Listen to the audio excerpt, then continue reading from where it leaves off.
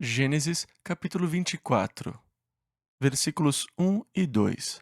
E era Abraão já velho e adiantado em idade, e o Senhor havia abençoado a Abraão em tudo. E disse Abraão ao seu servo, o mais velho da casa, que tinha o governo sobre tudo o que possuía: Põe agora a tua mão debaixo da minha coxa. Abraão quer firmar uma promessa com seu servo. Ele quer fazer uma sólida aliança com ele.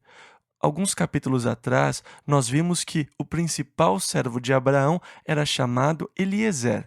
Não sabemos se Eliezer ainda era vivo ou não, porque ele foi servo de Abraão por muito tempo, e é possível que a esta altura Eliezer já tivesse morrido. Mas se este servo na verdade for Eliezer, a história se torna ainda mais interessante, porque Eliezer quer dizer Deus meu socorro. E nós vemos Eliezer indo a um país distante para escolher uma noiva para o filho de Abraão. Nessa história em particular, há uma linda aplicação espiritual, pois nós já vimos Abraão como a figura do pai, nós já vimos Isaque como a figura do filho, Jesus Cristo, e Eliezer seria a figura do Espírito Santo. Portanto, o seu nome pode ser significante: Eliezer, Deus meu socorro. Pois quando Jesus prometeu o Espírito Santo no capítulo 14 de João, ele disse: Eu rogarei ao Pai e ele vos dará outro consolador. A palavra grega é parakletos, que quer dizer um que vem para ajudar. E então aqui nós temos o nome Eliezer, Deus meu socorro ou minha ajuda. E o Espírito Santo é chamado o Consolador, ou aquele que vem para ajudar. Se na nossa leitura você se lembrar da aplicação espiritual, ela se tornará muito significante para você. Sem dúvida, o Espírito Santo vai lhe dar entendimento e de repente você vai entender o quadro. O Pai que envia o Espírito Santo a um país distante, ou seja, fora da esfera judaica, para tomar uma noiva para Jesus Cristo. Você vê a obra do Espírito Santo ao convencer a noiva que ela deve ir. Sendo assim, se você não esquecer dessa figura no nosso estudo do capítulo 24, você vai entender o que eu creio ser o quadro ou a mensagem que Deus quer que nós recebamos dessa história bíblica em particular. E então Abraão fez o seu servo lhe jurar que ele não tomaria uma noiva para Isaque que fosse das nações onde eles viviam, mas que ele iria voltar à terra de Abraão para tomar uma noiva para o seu filho. E então, vamos continuar. Versículo 3 ao 9. Para que eu te faça jurar pelo Senhor Deus dos céus e Deus da terra, que não tomarás para meu filho mulher das filhas dos cananeus, no meio dos quais eu habito, mas que irás à minha terra e à minha parentela, e dali tomarás mulher para meu filho Isaque. E disse-lhe o servo: Se porventura não quiser seguir-me a mulher a esta terra, farei, pois, tornar o teu filho à terra de onde saíste? E Abraão lhe disse: Guarda-te que não faças lá tornar o meu filho. O Senhor Deus dos céus, que me tomou da casa de meu pai e da terra da minha parentela, e que me falou e que me jurou, dizendo: A tua descendência darei esta terra, ele enviará o seu anjo adiante da tua face, para que tomes mulher de lá para meu filho. Se a mulher, porém, não quiser seguir-te, serás livre deste meu juramento. Somente não faças lá tornar a meu filho. E então pôs o servo a sua mão debaixo da coxa de Abraão, seu senhor, e jurou-lhe sobre este negócio. O servo quis tirar todas as dúvidas sobre as instruções, e agora ele tinha um dever. Ele foi encarregado de buscar uma noiva para Isaque, o filho de Abraão, e ele queria ter certeza de que tinha entendido todas as instruções. Se eu for lá e encontrar uma jovem, mas se ela não quiser vir para esta terra, é que, na verdade, ele vai pedir à jovem para se arriscar, porque ela não vai ver o noivo antes de tomar a decisão. E eram uns 800 quilômetros de distância, e as chances dela voltar para casa eram muito pequenas. Ele então vai pedir que ela, na verdade, dê um passo de fé, de que ela vai amá-lo, de que ela será feliz e de que ele será tudo o que ela quer que ele seja. E as chances de uma jovem aceitar uma coisa dessas são remotas. E como o servo sabia que seria difícil, deve ter questionado consigo mesmo se ele iria convencer alguma jovem a voltar com ele. Ele certamente previu as dificuldades dessa tarefa. E Abraão, que cria em Deus, tinha convicção, tinha confiança que iria ser assim, que a jovem iria vir com ele. Portanto, ele disse: O anjo do Senhor irá diante de você, e ele irá preparar tudo para você. Mas o grande mandamento era: não leve Isaque para lá. Esta é a terra que Deus prometeu. Abraão está certo disso. E Isaque não deve voltar à terra de Harã. Se a moça não quisesse vir, o servo ficaria livre do juramento. E o juramento foi uma obrigação, um tipo de juramento sagrado. Era uma promessa que ele era obrigado a cumprir da melhor forma possível. Por isso, ele está determinado. Ele quer saber tudo o que ele está se comprometendo a fazer. Ele quer esclarecer todos os termos desse juramento. Abraão esclarece as dúvidas com relação à jovem, e assim eles firmam um juramento de que ele irá em busca da jovem que virá a ser a noiva de Isaque. Versículos 10 e 11. E o servo tomou 10 camelos dos camelos do seu senhor e partiu, pois que todos os bens de seu senhor estavam em sua mão, e levantou-se e partiu para a Mesopotâmia, para a cidade de Naor, e fez ajoelhar os camelos fora da cidade, junto a um poço de água, pela tarde, ao tempo que as moças saíam a tirar água. E então ele orou. Versículo 12 ao 14, e disse: Ó Senhor, Deus de meu senhor Abraão, dá-me hoje bom encontro, e faze beneficência ao meu senhor Abraão. Eis que eu estou em pé junto à fonte de água, e as filhas dos homens desta cidade saem para tirar água. Seja, pois, que a donzela a quem eu disser: Abaixa agora o teu cântaro para que eu beba, e ela disser: Bebe, e também darei de beber aos teus camelos, esta seja a quem designaste ao teu servo Isaque, e que eu conheça nisso que usaste de benevolência com meu senhor. E então o servo de Abraão está propondo um sinal de Deus, por assim dizer. Ele está agora elaborando alguma coisa. Senhor, eu não sei onde ela está, mas o Senhor tem uma moça em algum lugar para ele. E então, como eu não sei qual é a moça que o Senhor escolheu, vamos fazer um acordo. Quando as moças vierem buscar água, eu vou até elas e direi: dê-me de beber. Agora, se uma delas me der de beber, e se ela disser: deixe-me dar água para os seus camelos também, Senhor, que esta seja a moça que o Senhor escolheu, que este seja o sinal. Quando ela disser aquilo, eu saberei que ela é a escolhida. Ele então estabelece as circunstâncias para poder saber a escolha de Deus. Agora, é interessante, às vezes parece que leva muito tempo para as nossas orações serem respondidas. Abraão orou por um filho durante anos antes de receber a resposta, mas às vezes as nossas orações são respondidas quase que imediatamente. Às vezes, as respostas parecem vir tão rápido, quase tão rápido como a nossa oração. Agora, por que às vezes as orações têm resposta imediata, mas outras vezes parece que Deus não está nem mesmo nos ouvindo e leva tanto tempo para que as nossas orações sejam respondidas?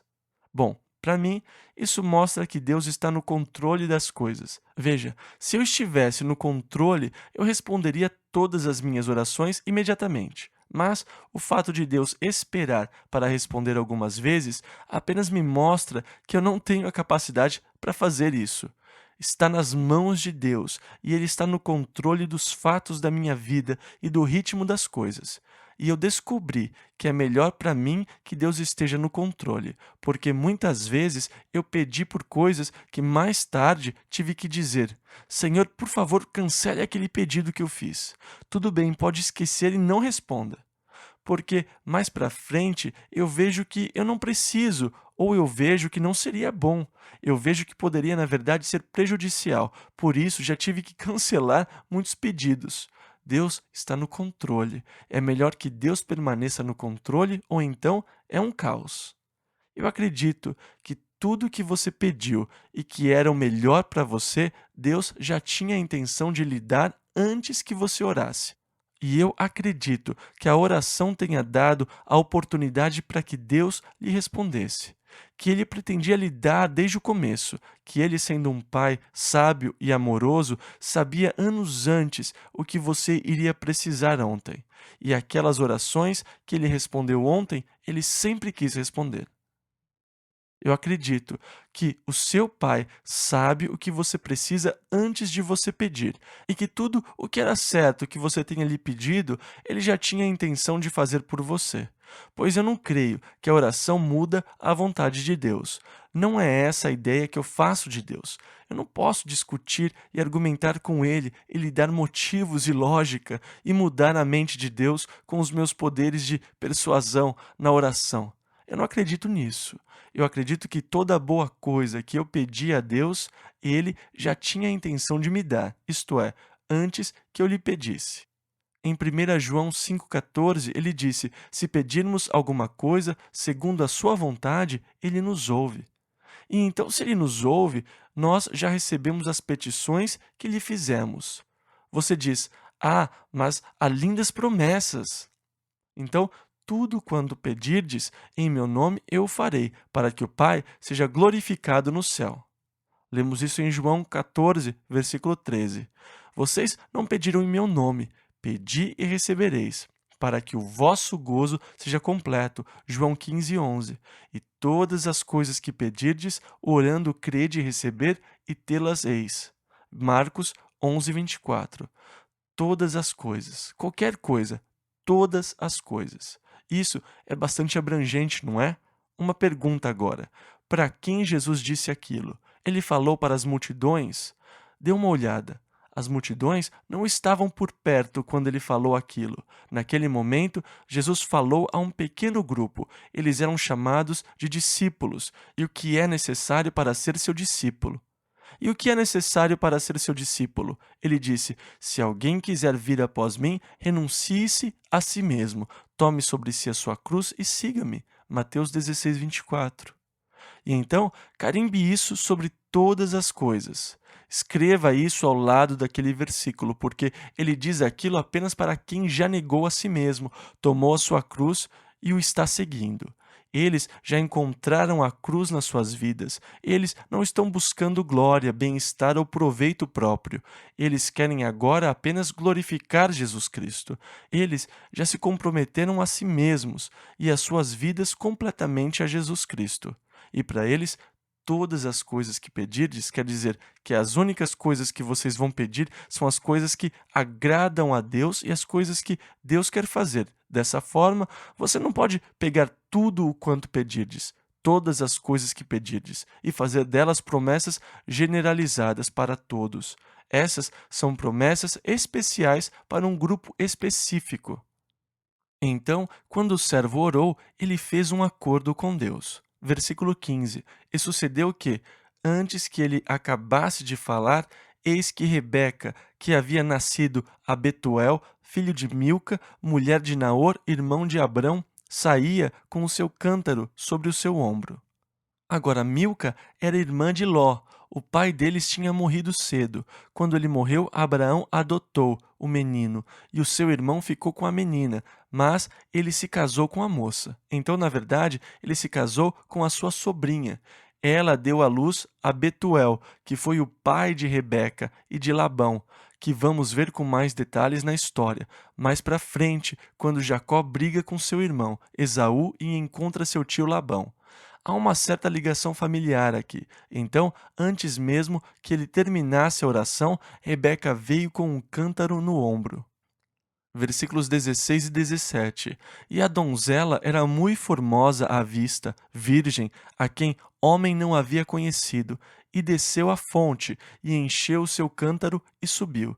Então o servo correu-lhe ao encontro e disse: Peço-te, deixe-me beber um pouco de água do teu cântaro.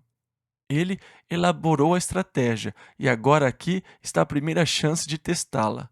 Ele tinha feito um combinado com Deus e agora diz à moça: Peço-te, deixa-me beber um pouco de água. E ele fica na expectativa. Ela é linda. Não seria maravilhoso se fosse a primeira que aparecesse? Ela é bonita. Deixe-me beber um pouco de água. E agora ele espera a resposta. Versículo 18 ao 24. E ela disse: bebe, meu senhor. E apressou-se e abaixou o seu cântaro sobre a sua mão e deu-lhe de beber. E acabando ela de lhe dar de beber, disse: Tirarei também água para os teus camelos, até que acabem de beber. E apressou-se e despejou o seu cântaro no bebedouro, e correu outra vez ao poço para tirar água, e tirou para todos os seus camelos. E o homem estava admirado de vê-la, calando-se.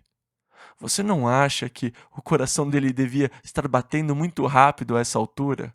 Senhor, isso foi rápido demais, ela é linda. E enquanto ele a observa, ele pensa: será possível? E ele fica quieto. Ele queria explodir, mas se segurou. E ele faz outra pergunta, versículo 22. E aconteceu que, acabando os camelos de beber, tomou o homem um pendente de ouro. No original diz que era um brinco de nariz, de meio ciclo de peso. Agora, meio ciclo seriam 6 gramas, um ciclo tem cerca de 11 gramas. Então, era um brinco para o nariz de cerca de 11 gramas, versículos 22 e 23. E 2 pulseiras para suas mãos, do peso de 10 ciclos de ouro, cerca de 110 gramas de ouro, e disse: De quem és filha? Esta é a pergunta número 2. Este vai ser o fator determinante. Quem é o seu pai? De quem você é filha? Versículo 23 ao 26. Faze-mo saber, peço-te. Há também em casa de teu pai lugar para nós pousarmos? E ela lhe disse: Eu sou a filha de Betuel, filho de Milca, o qual ela deu a Noar. Disse-lhe mais: Também temos palha e muito pasto, e lugar para passar a noite. Então inclinou-se aquele homem e adorou ao Senhor. Gente, foi a primeira. Ela é parente de Abraão. Pode uma coisa dessas? Eu tenho certeza que o coração dele estava batendo de alegria, expectativa, e ele adorou ao Senhor. Versículo 27. E disse: Bendito seja o Senhor Deus de meu senhor Abraão, que não retirou a sua benevolência e a sua verdade de meu senhor.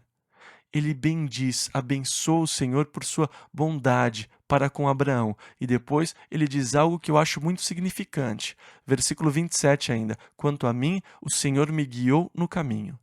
E eu acho que este é um dos versículos mais importantes das Escrituras, para quem deseja saber como ser guiado por Deus. Quanto a mim, o Senhor me guiou no caminho.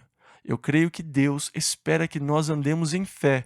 Quando nós andamos em fé, Ele nos guia. Eu acho que muitas vezes nós cometemos o erro de relaxar e dizer: Senhor, agora guia a minha vida. Eu vou ficar aqui, Senhor, até o Senhor me guiar. É provável que você nunca seja guiado. Levante-se e comece a andar, e então o Senhor vai guiá-lo para onde você deve ir. Muita gente assume uma atitude passiva demais em relação à direção de Deus. Senhor, eu estou disponível, pode me levar, Senhor, para qualquer lugar. Mas essa é uma atitude muito passiva em relação à direção de Deus na sua vida. Existe a necessidade de estar no caminho para ser guiado pelo Senhor. Agora, se ele tivesse ficado em Berseba e orado durante meses: Senhor, leve-me até a moça certa, guie-me até ela, Senhor, guia-me até a escolhida. Como o Senhor poderia levá-lo até Rebeca? Ele tinha que sair, ele tinha que ir. Depois que ele partiu, o Senhor o guiou. Quanto a mim, o Senhor me guiou no caminho. Eu acho que um dos erros que cometemos com relação à direção de Deus é que esperamos que Ele nos diga tudo antecipadamente. Filipe estava no meio de um grande avivamento em Samaria. Muitos estavam crendo e se convertendo a Jesus. E o Senhor disse: Filipe, vá até uma área do deserto em Gaza. Agora, se o Senhor dissesse isso para metade de vocês, vocês iriam dizer: Bom, Senhor, por que o Senhor quer que eu vá até lá? Tem certeza, Senhor, que é lá onde o Senhor quer que eu vá? O que o Senhor quer que eu faça? O que o Senhor tem para mim lá? Senhor, há um maravilhoso avivamento aqui e tem tantas pessoas. Senhor, o que o Senhor quer? Nós queremos que Deus nos dê todas as informações, mas Deus nem sempre nos dá os detalhes. Muitas vezes, Ele nos dá apenas um passo de cada vez. E você não vai dar o segundo passo enquanto não tiver dado o primeiro. Por que você daria? Por que Deus lhe daria o segundo passo se você não obedeceu o primeiro que Ele lhe deu? Então Filipe deixou Samaria e foi até Gaza. Quando ele chegou em Gaza, ele viu uma carruagem indo em direção à Etiópia, e o Senhor disse: Vá até eles. Bom Senhor, para que o Senhor quer que eu faça isso? Por que eu deveria juntar-me a eles na carruagem? Não, sem perguntar nada, ele simplesmente correu até a carruagem. Veja, Deus nos dá um passo de cada vez. Quanto a mim, o Senhor me guiou no deserto. Se eu não der o primeiro passo, eu nunca serei levado ao segundo passo.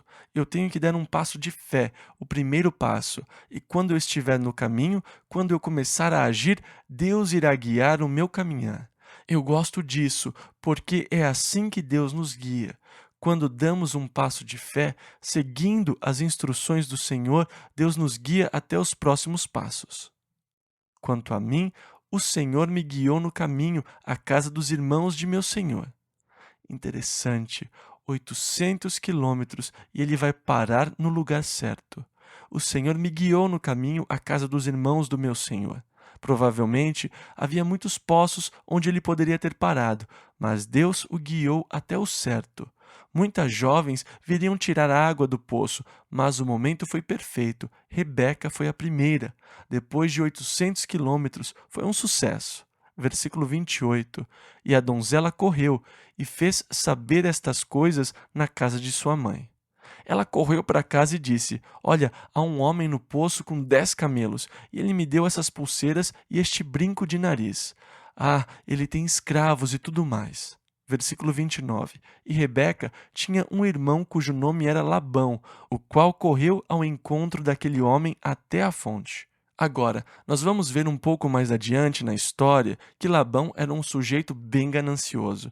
E o que chamou a atenção dele foi a sua irmã chegando em casa com as pulseiras de ouro. Então, ele vai ser muito cortês, um sujeito encantador.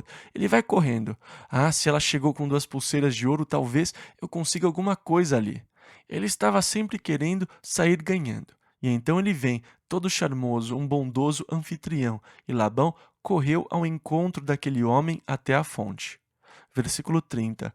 E aconteceu que, quando ele viu o pendente e as pulseiras sobre as mãos de sua irmã, e quando ouviu as palavras de sua irmã Rebeca, que dizia: Assim me falou aquele homem, foi ter com um homem que estava em pé junto aos camelos à fonte.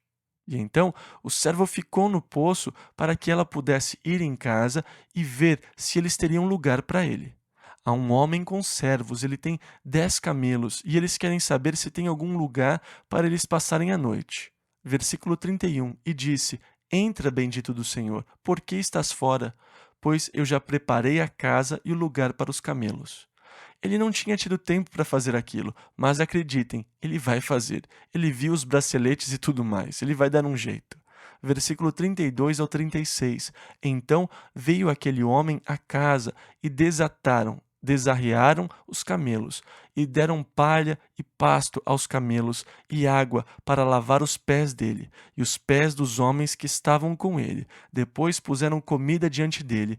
Ele, porém, disse: Não comerei até que tenha dito as minhas palavras. E ele disse: Fala, ou seja, vá em frente, conte-nos, desembucha. E então disse: Eu sou o servo de Abraão, e o Senhor abençoou muito o meu senhor, de maneira que foi engrandecido, e deu-lhe ovelhas e vacas, e prata e ouro, e servos e servas, e camelos e jumentos.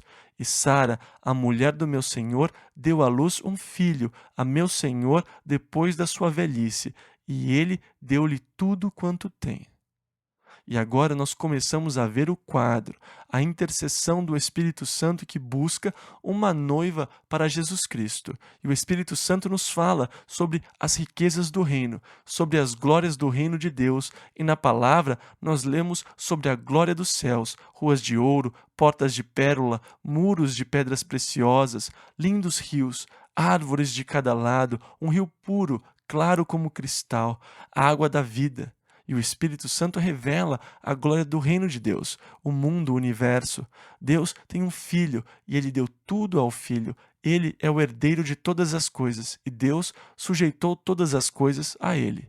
E dessa forma, o Espírito Santo nos testifica sobre a glória do reino de Deus e como ele fez do seu Filho o herdeiro de todas as coisas. E o Filho procura uma noiva. O Pai, na verdade, procura uma noiva para o seu Filho. E quando o Espírito Santo terminar a sua obra, o testemunho sobre Jesus Cristo, é como Pedro disse, ao qual, não o vendo visto, há mais. O Espírito Santo tem feito um bom trabalho. Embora eu não o tenha visto, eu o amo. Mesmo que eu ainda não o tenha visto, o meu coração se alegra com uma alegria inefável e gloriosa diante da expectativa do glorioso reino do qual eu tomei parte como noiva de Jesus Cristo. Eu mal posso esperar. O meu coração está ansioso e com expectativa para ver o glorioso dia quando eu o verei face a face. Agora eu o vejo por espelho em enigma, mas então eu o verei face a face. Entre agora nessa alegria inefável, eu vou ouvir, quando antecipamos em expectativa a glória do reino de Deus, do qual eu faço parte como noiva de Jesus Cristo. E então o servo começa a relatar as riquezas do seu mestre, tudo o que ele tem, os servos, os camelos, o ouro e tudo o que ele tem, ele deu ao seu filho. Versículo 37 ao 40. E meu senhor me fez jurar, dizendo: Não tomarás mulher para meu filho das filhas dos cananeus, em cuja terra habito. Irás, porém, à casa de meu pai e à minha família, e tomarás mulher para meu filho. Então disse eu ao meu senhor: Porventura não me seguirá a mulher? E ele me disse: O Senhor em cuja presença tenho andado, enviará o seu anjo contigo, e prosperará o teu caminho.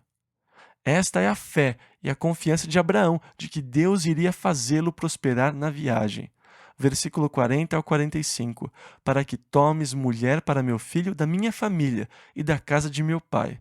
Então serás livre do meu juramento, quando fores à minha família. E se não te derem, livre serás do meu juramento. E hoje cheguei à fonte e disse: Ó Senhor Deus de meu senhor Abraão, se tu agora prosperas o meu caminho, no qual eu ando, eis que estou junto à fonte de água. Seja, pois, que a donzela que sair para tirar água, e a qual eu disser: Peço-te, dá-me um pouco de água do teu cântaro, e ela me disser: Bebe tu, e também tirarei água para os teus camelos. Esta seja a mulher que o Senhor designou ao filho de meu senhor. E antes que eu acabasse de falar no meu coração, eis que Rebeca saía com o seu cântaro. Agora, eu acho isso interessante. Deus ouve as orações do nosso coração. Não é necessário que as orações sejam verbalizadas. Muitas vezes, nós achamos que não oramos se as orações não forem feitas em voz alta. Mas Deus conhece as orações do seu coração. O servo não estava com as mãos levantadas dizendo: Agora, Senhor, Deus do meu pai Abraão. Se ele estivesse fazendo isso, todas as moças iriam pensar: Veja quanta coisa ele tem! E elas iriam correndo pegar água. Eu acho que muitas vezes as nossas orações são respondidas porque as pessoas se cansam de nos ouvir chorar e dizem: Façam qualquer coisa para que ele se cale. E elas respondem às nossas necessidades porque elas ficaram conhecidas dos homens. Jesus disse: Vá para o seu quarto com a porta fechada, e seu pai, que vê em secreto, irá recompensá-lo. A oração não tem que ser divulgada.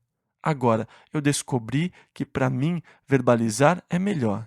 Eu não preciso, mas eu descobri que para mim é melhor. Se eu me ajoelhar ao lado da minha cama, apoiar a minha cabeça e começar a orar ao Senhor no meu coração, não vai demorar para eu descansar no Senhor.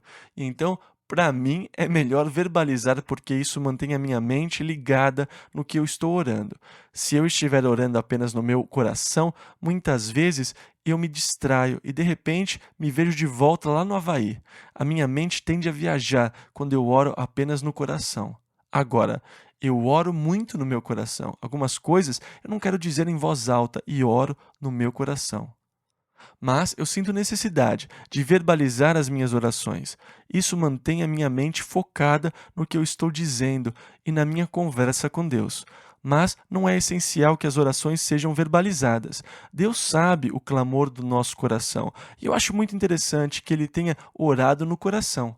Talvez a sua cabeça estivesse curvada, mas não necessariamente. No seu coração, ele estava pensando: ó Senhor, que aconteça dessa forma. Foi uma oração feita no seu coração. Versículo 45 ao 47.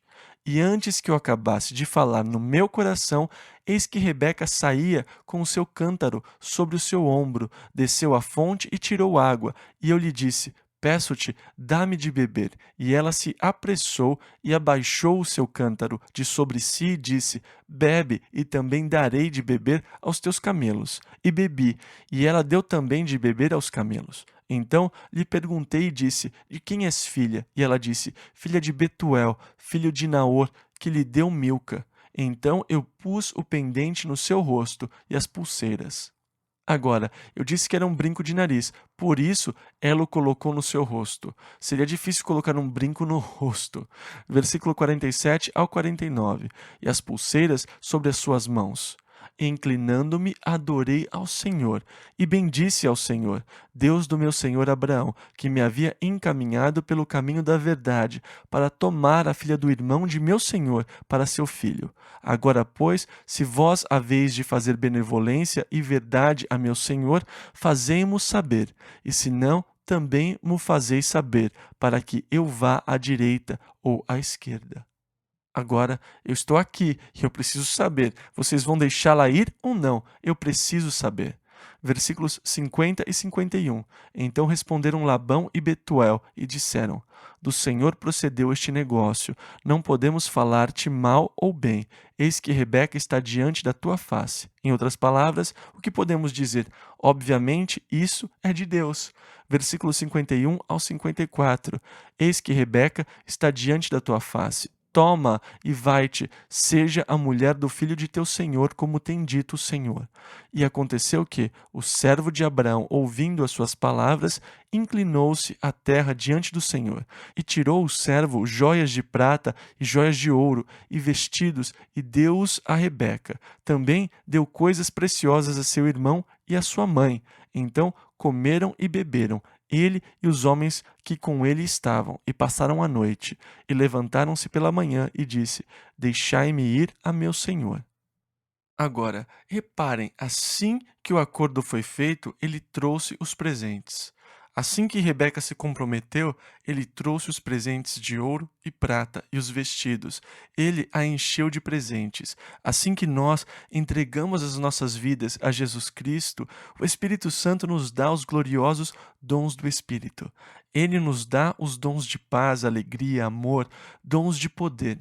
E ele começa a operar de uma maneira especial em nós. E então, de manhã ele disse: deixai-me ir a meu senhor. Versículos 55 ao 58. Então disseram seu irmão e sua mãe: ei, espere um pouco, isso está indo muito rápido. Fique a donzela conosco alguns dias, ou pelo menos 10 dias, depois irá. Ele, porém, lhes disse: não me detenhais, pois o Senhor tem prosperado o meu caminho. Deixai-me partir, para que eu volte a meu senhor. E disseram: chamemos a donzela e perguntemo-lhe. E chamaram a Rebeca e disseram-lhe: irás tu com este homem? Ela respondeu: irei. Agora, a decisão era de Rebeca. Ele quer voltar o mais rápido possível para dar logo as boas novas de que a sua viagem tinha sido próspera e bem-sucedida. A mãe e o irmão dela, naturalmente, se opuseram. Eles estão dispostos a entregá-la, mas, bem, eles queriam ficar mais alguns dias com ela, porque eles sabem que provavelmente nunca mais a verão de novo. Mas o servo insiste: não, eu quero ir agora.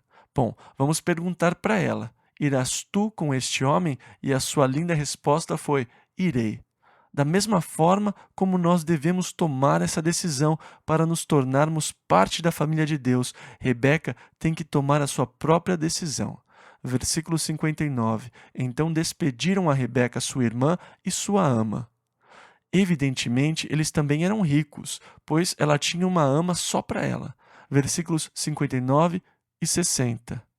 Então despediram a Rebeca, sua irmã e sua ama, e o servo de Abraão e seus homens, e abençoaram a Rebeca e disseram-lhe: ó nossa irmã, sê tu a mãe de milhares de milhares. Puxa vida, eles querem que ela seja a mãe de 1 bilhão de pessoas. versículos 60 e 62, e que a tua descendência possua a porta de seus aborrecedores. E Rebeca se levantou com as suas moças, e subiram sobre os camelos, e seguiram o homem, e tomou aquele servo a Rebeca, e partiu. Ora, Isaque vinha de onde se vem, do poço de Beer-Laai-Roi. Agora, vocês se lembram? Beer-Laai-Roi quer dizer poço daquele que vive e me vê. O poço recebeu este nome quando Agar fugiu de casa porque, quando ela descobriu que estava esperando um filho de Abraão, desprezou Sara, que por sua vez a afligiu. E Agar fugiu em direção ao Egito e estava no deserto, junto a uma fonte. O anjo do Senhor a encontrou e disse que ela tinha que voltar para casa. Ela recebeu uma promessa: a sua descendência seria multiplicada sobremaneira, os seus descendentes seriam muito numerosos. O anjo disse que ela deveria chamá-lo de Ismael. Ela chamou aquele poço de O Senhor me vê. Agora, Isaque tinha ido morar perto desse poço, e o poço entra na história mais umas 2 vezes. Nós vamos ver que é neste lugar que Isaque foi habitar. Versículos 62 e 63. Ora, Isaque vinha de onde se vem, do poço de Beer-Laai-Roi, porque habitava na terra do sul. E Isaque saíra a orar no campo à tarde, e levantou os seus olhos, e olhou, e eis que os camelos vinham. Agora, é interessante que a Bíblia fale bastante conosco sobre a fé de Abraão. Muito pouco é falado sobre a fé de Isaque, ou sobre o relacionamento de Isaque com Deus. Quer dizer, diretamente, mas aqui há uma alusão à profundidade espiritual de Isaque. Ele meditava à tardinha. Eu descobri que uma das melhores horas para orar é de tarde. Eu gosto muito desse horário, do crepúsculo, quando o sol desce antes do anoitecer. Em alguns lugares, essa hora é especial. Quando eu era criança, nós morávamos perto da praia. Uma das minhas coisas preferidas era sentar na praia sozinho, observar o pôr do sol, os pássaros e meditar sobre Deus e sobre a grandeza de Deus. Essa é uma lembrança que eu ainda guardo da minha infância. Meditar à tarde é uma experiência linda. E Isaque está orando, meditando à tardezinha. Ele levantou os olhos e viu os camelos vindo. Certo, mas a essa altura ele ainda não sabe se o servo Eliezer foi bem-sucedido ou não. Versículo 64 ao 67. Rebeca também levantou seus olhos e viu a Isaque, e desceu do camelo. E disse ao servo: quem é aquele homem que vem pelo campo ao nosso encontro? E o servo disse: este é meu senhor. Então tomou ela o véu e cobriu-se. E o servo contou a Isaque todas as coisas que fizera. E Isaque trouxe-a para a tenda de sua mãe Sara, e tomou a Rebeca, e foi-lhe por mulher, e amou-a. Assim, Isaque foi consolado depois da morte de sua mãe. Gênesis capítulo 25. Então, no capítulo 25 aqui, nós descobrimos que, versículo 1 ao 4, e Abraão, depois da morte de Sara, tomou outra mulher, e o seu nome era Quetura, que quer dizer mãe de todos nós, e deu-lhe à luz Zinrã, Jocsã, Medã, Midian, Gisbaque e Suá. E Jocsã gerou Sebá e Dedã. E os filhos de Dedã foram Assurim, Letuzim e Leumim. E os filhos de Midian foram Efá, Efé. E assim por diante. Esses nomes não têm nenhum significado para nós e provavelmente nunca terão. Nós seguimos algumas famílias por 1 ou 2 gerações e pronto. Elas somem porque não tem nada a ver com Jesus Cristo. Elas aparecem por 1, 2 gerações e depois, puf, sumiram, acabam. O que aconteceu com eles, para onde foram, o que se tornaram, ninguém sabe. Eles não são significantes para a história, que é sobre Jesus Cristo. Então, voltando a Gênesis, essa história é sobre Jesus Cristo. E nós vamos seguir a linhagem que vai nos levar a Jesus Cristo. Nós vamos deixar as outras para trás. Nós os acompanhamos por algumas gerações e depois eles somem. Eles não são importantes. Toda a história de Gênesis gira em torno da pessoa de Jesus Cristo. Esta é a história dele, a história de Jesus. Tudo aqui é sobre ele. Por isso, nós temos estes registros para sabermos sobre ele. Ele vai centralizar em apenas uma pessoa, Jesus. Os outros vão embora, e rápido. Nós vamos encontrar um ou dois nomes no caminho, mas isso é tudo. Vamos deixá-los de lado porque nós queremos nos concentrar na pessoa central da história. Por isso, nós vemos os demais filhos de Abraão por mais alguns poucos versículos. Versículo 5. Porém, Abraão, e este é o versículo mais importante, deu tudo o que tinha a Isaque. Isaque é o filho da promessa. Tudo o que ele tinha foi para Isaque. Versículo 6. Mas aos filhos das concubinas que Abraão tinha, deu Abraão presentes.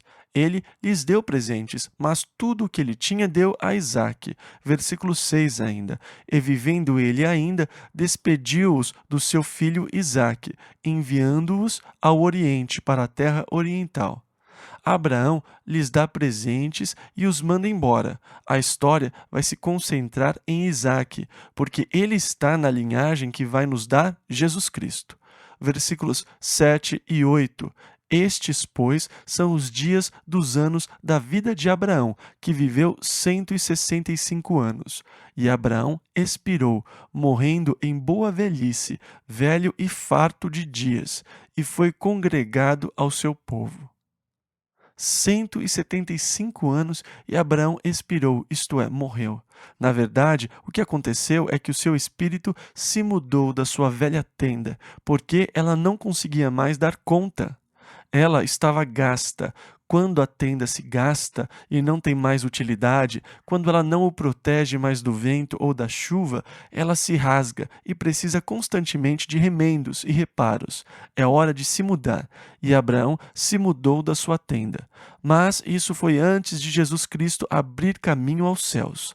Abraão não foi para o céu, ele foi para a sepultura, no Hades, onde ele se tornou o consolador de todos os que foram para o Hades, os que aguardavam a promessa de Deus. No capítulo 16 de Lucas, nós vemos Abraão no Hades, consolando Lázaro, e vemos o homem rico falando com Abraão e Abraão lhe respondendo. Quando Jesus morreu, antes de subir ao céu, ele desceu às partes mais baixas da terra para pregar às almas que estavam cativas, os espíritos que, assim como o espírito de Abraão, estavam naquela prisão. Jesus pregou a Abraão e a todos os que estavam com ele esperando a promessa de Deus, a vinda do Messias. E esse foi o cumprimento da profecia de Isaías sobre Jesus, que diz que ele iria proclamar liberdade aos cativos e abrir a prisão aos presos. Aquela é a prisão da morte, onde as pessoas estavam presas. Ele abriu as portas para que, quando ele subisse aos céus, tirasse os cativos do seu cativeiro. Como filho de Deus, e porque Jesus abriu o caminho, quando o meu espírito se mudar desta tenda, ele vai se mudar para uma nova casa, não feita com mãos, um edifício de Deus, eterno nos céus. Eu vou me mudar dessa tenda para uma nova casa que o Senhor disse que iria preparar para mim. Ele disse, na casa de meu pai há muitas moradas. Se não fosse assim, eu vou-lhe teria dito, vou preparar-vos lugar. João 14, 2. Ele está me preparando um novo corpo. É um edifício de Deus, não feito com mãos. É eterno. Este aqui é temporário. Ele nunca verá o número de anos que o corpo de Abraão viu. Isso seria a pior coisa que poderia acontecer comigo, viver 175 anos. Na verdade, eu não quero ver nem mesmo os 75. Se Deus permitir, muito bem, mas eu não acho que eu chego lá. Esta tenda está se desgastando e o Senhor prepara um novo edifício para o meu espírito, uma nova casa, não mais uma tenda. Eu estou ficando meio cansado dessa tenda, e a tenda também está ficando cansada. A tenda é boa por um tempo, mas depois você começa a perceber que na tenda não há as conveniências que você gostaria. Você quer se mudar para uma casa. E um dia desses eu vou me mudar para uma casa novinha, um edifício de Deus, não feito com mãos, eterno nos céus. Foi o que Paulo disse. Porque nós, os que estamos neste tabernáculo, gememos, não porque queremos ser despidos, mas revestidos, para que o mortal seja absorvido pela vida. Lemos isso em 2 aos Coríntios 5, versículos 2 ao 4. Pois sabemos que, enquanto estivermos neste corpo, nesta tenda, vivemos ausentes do Senhor e preferíamos estar ausentes deste corpo e presentes com o Senhor.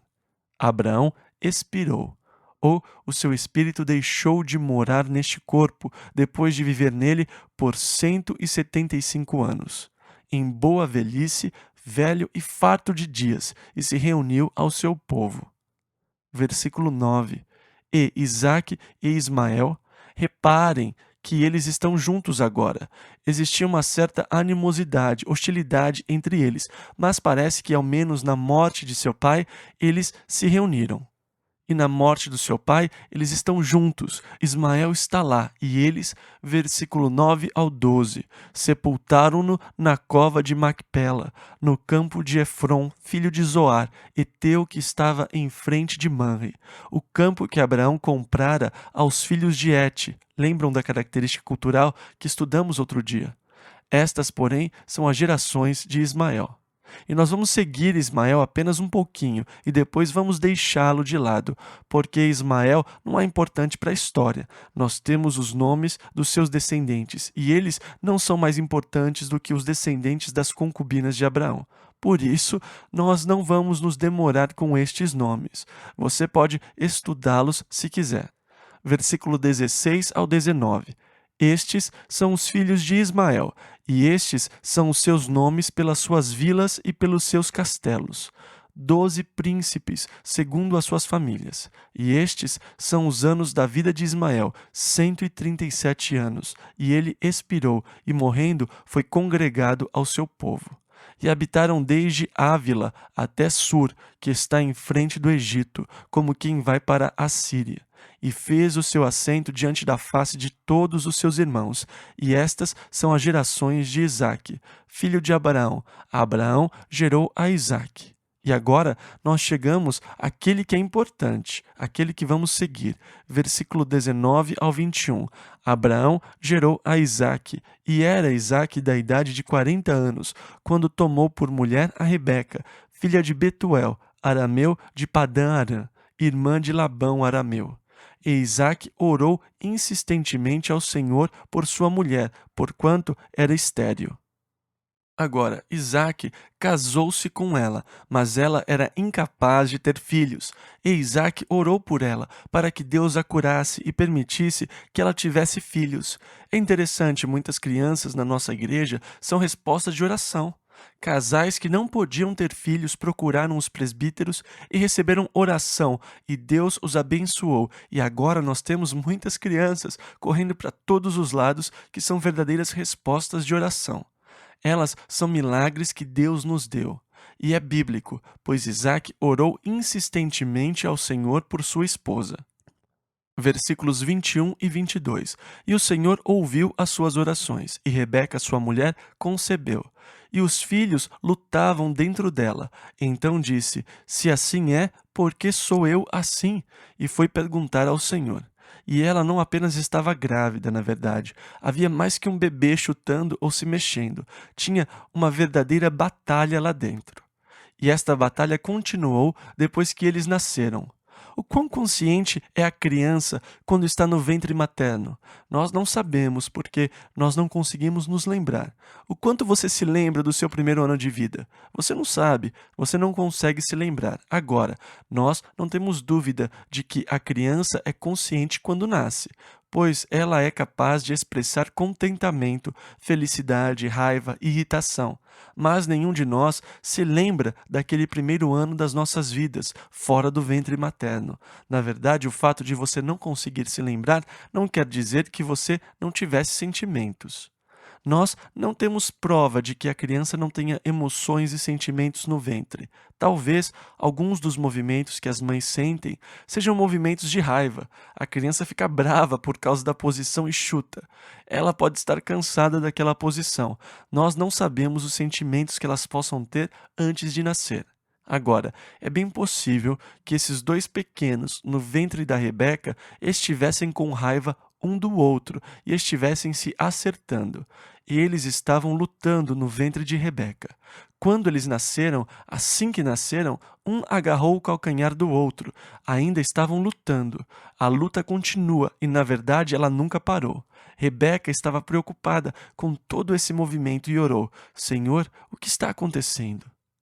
Versículo 23. E o Senhor lhe disse: Duas nações há no teu ventre, e dois povos se dividirão das tuas entranhas, e um povo será mais forte do que o outro povo, e o maior servirá ao menor. Agora, isto foi antes deles nascerem, antes que eles fizessem qualquer coisa. Como pôde Deus prever dessa maneira? Deus estava sendo justo? É justo Deus dizer: bom, o mais velho vai servir o mais novo antes deles nascerem? Em Romanos, Paulo fala sobre a soberania de Deus na eleição, mas nós devemos sempre nos lembrar que a eleição de Deus baseia-se no seu conhecimento prévio. Lá em Romanos 8:29 nós lemos: Porque os que dantes conheceu, também os predestinou para serem conformes à imagem de seu Filho.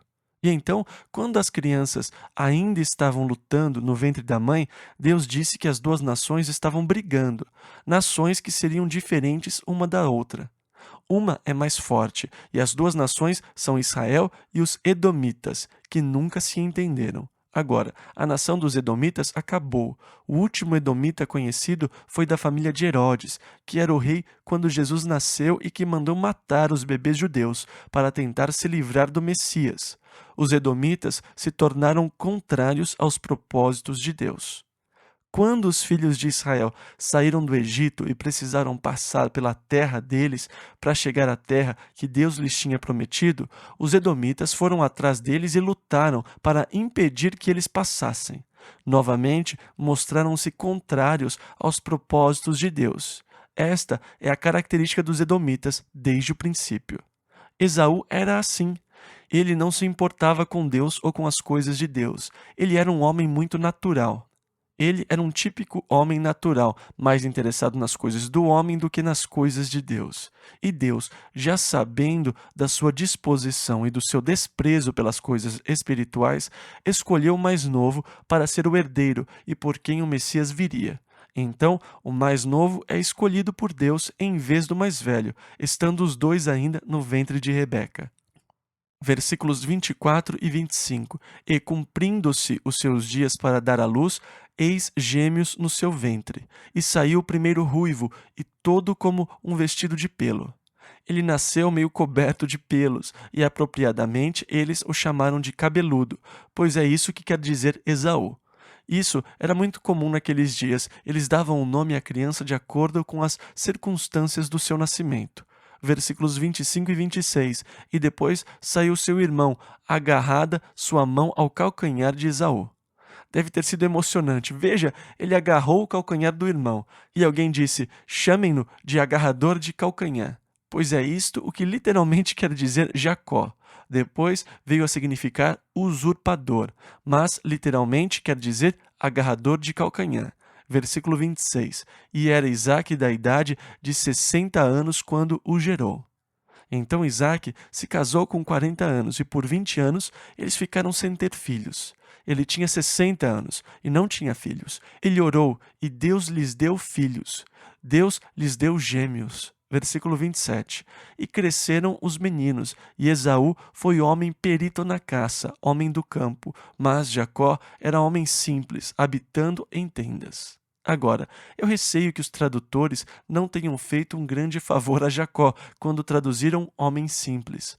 A palavra hebraica traduzida é tam, e eles traduziram como simples. Em outras passagens do Velho Testamento, ela foi traduzida como íntegro. Quando Deus fala de Jó e Satanás, ele diz: observaste tu a meu servo Jó, homem íntegro?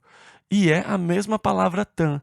Com relação a Jó, ela foi traduzida como íntegro. Dessa forma, eu creio que os tradutores fizeram um desfavor a Jacó, chamando-o de simples. Na verdade, as Escrituras dizem que ele era um homem perfeito ou completo e que ele vivia em tendas. Agora, nós temos a tendência de criticar Jacó. E eu tenho que confessar que eu mesmo já o critiquei muito por causa de alguns dos seus truques. Mas na verdade, ele foi o homem que Deus escolheu. E o interessante é que Deus nunca o criticou. E então, na última vez que eu o critiquei, o Senhor falou comigo e disse: Ei, como é que você fica criticando Jacó? E eu falei: Puxa, mas veja as coisas terríveis que ele fez. Ele disse: E quando eu o critiquei? Eu procurei, mas não vi nenhum lugar onde Deus o tenha criticado. Paulo disse: Quem és tu que julgas o servo alheio? Para seu próprio Senhor ele está em pé ou cai, mas estará firme, porque poderoso é Deus para o firmar. Lemos isso em Romanos 14, versículo 4. Deus firmou Jacó, e quem sou eu para criticá-lo? Se Jacó fosse meu servo, eu poderia lidar com ele do jeito que eu achasse melhor, mas ele não é meu servo. Ele não tem que responder a mim, ele é servo de Deus. Agora, se isso é verdade sobre Jacó, então também é verdade sobre os outros. Quem sou eu para criticá-lo quando Deus não o critica? Quem sou eu para julgá-lo? Você não é meu servo. Se você fosse meu servo, eu poderia julgá-lo, mas você não está me servindo. Você serve a Deus. Portanto, eu não tenho direito de julgá-lo. Ah, você é um servo desprezível. Eu não tenho direito de fazer esse tipo de julgamento sobre você. O julgamento pertence a Deus. Ele quem deve julgá-lo, porque você o está servindo. E é ele quem deve me julgar, porque eu procuro servi-lo. Então Jacó não era um homem simples, ele era íntegro, na verdade, ou completo. E ele habitava em tendas. Seu irmão era homem do campo. Jacó preferia a vida nas tendas.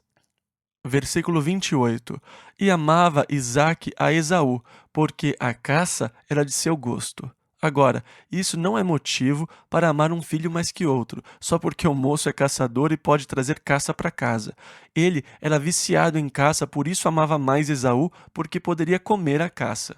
Versículo 28 ainda. Mas Rebeca amava a Jacó.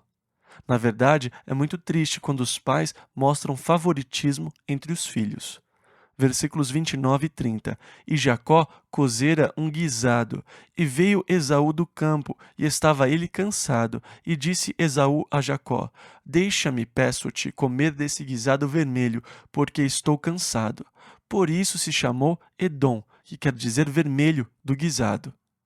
E os seus descendentes foram chamados Edomitas, porque ele quis esse guisado vermelho. Ele estava faminto e cansado. Versículos 31 e 32.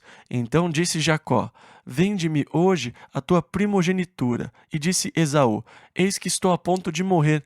Para que me servirá a primogenitura? Ele foi um pouco petulante. E eu, com a primogenitura, estou quase morrendo, eu quero é o guisado.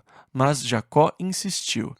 Versículos 33 e 34. Então disse Jacó: Jura-me hoje. E jurou-lhe e vendeu a sua primogenitura a Jacó.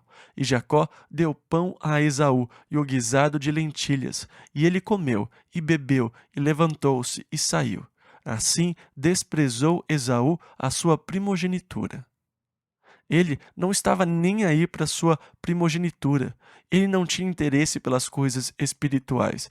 Ele não dava a mínima para ela. Ele a odiava e não estava interessado. E assim desprezou Esaú a sua primogenitura. Gênesis capítulo 26, versículo 1. E havia fome na terra, além da primeira fome que foi nos dias de Abraão. E tal pai, tal filho, por isso foi Isaque a Abimeleque, rei dos filisteus, em Gerar. Agora, foi Abimeleque que Abraão procurou, mas certamente não o mesmo a quem Isaque foi, porque isto aconteceu uns 100 anos depois, mais que 100 anos. E então Abimeleque era como um título para o rei dos filisteus. Foi Isaque a Abimeleque na terra dos filisteus. Versículo 2. E apareceu-lhe o Senhor e disse: Não desças ao Egito, habita na terra que eu te disser. Agora, este é um mandamento direto de Deus. Não desça ao Egito, habita na terra que eu vou lhe mostrar. Versículos 3 e 4. Peregrina nesta terra, e serei contigo, e te abençoarei, porque a ti e à tua descendência darei todas estas terras, e confirmarei o juramento que tenho jurado a Abraão teu pai. E multiplicarei a tua descendência como as estrelas dos céus, e darei à tua descendência todas estas terras, e por meio dela serão benditas todas as nações da terra. E então agora Deus visita Isaque, e ele vai passar pela terra dos filisteus. Deus o visita e reitera a promessa que ele tinha feito a Abraão: a terra será sua. Eu vou multiplicar a sua descendência, mas o centro da mensagem é: por meio da tua descendência, todas as nações da terra serão abençoadas. Não plural, mas singular, referindo-se a Jesus Cristo. Então, a promessa do Messias viria por Isaque. Assim, o Senhor reitera a promessa que ele tinha feito a Abraão. A mesma aliança e a mesma promessa são passados para Isaque, nesta fase da sua vida. Versículo 5. Porquanto Abraão obedeceu a minha voz e guardou o meu mandado, os meus preceitos, os meus estatutos e as minhas leis.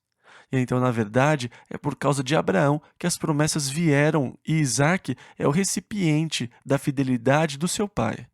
Versículos 6 ao 12. Assim habitou Isaque em Gerar, e perguntando-lhe os homens daquele lugar acerca de sua mulher, disse: É minha irmã. Porque temia dizer: é minha mulher, para que porventura, dizia ele, não me matem os homens daquele lugar por amor de Rebeca, porque era formosa à vista. E aconteceu que, como ele esteve ali muito tempo, Abimeleque, rei dos filisteus, olhou por uma janela e viu, e eis que Isaque estava brincando com Rebeca, sua mulher. Então chamou Abimeleque a Isaque e disse: Eis que na verdade é tua mulher. Como, pois, disseste, é minha irmã? E disse-lhe Isaque: porque eu dizia, para que eu porventura não morra por causa dela. E disse Abimeleque: que é isto que nos fizeste? Facilmente se teria deitado alguém deste povo com a tua mulher, e tu terias trazido sobre nós um delito. E mandou Abimeleque a todo o povo, dizendo: qualquer que tocar neste homem ou em sua mulher, certamente morrerá. E semeou Isaque naquela mesma terra, e colheu naquele mesmo ano 100 medidas, porque o Senhor o abençoava. Então o rei colocou uma proteção sobre ele, dizendo que ninguém deveria tocar nele nem na sua esposa. Isaque plantou, e Deus o abençoou, e ele colheu 100 medidas do que plantou. Versículo 13 ao 16. E engrandeceu-se o homem, e ia enriquecendo-se, até que se tornou muito poderoso, e tinha possessão de ovelhas, e possessão de vacas, e muita gente de serviço, de maneira que os filisteus o invejavam.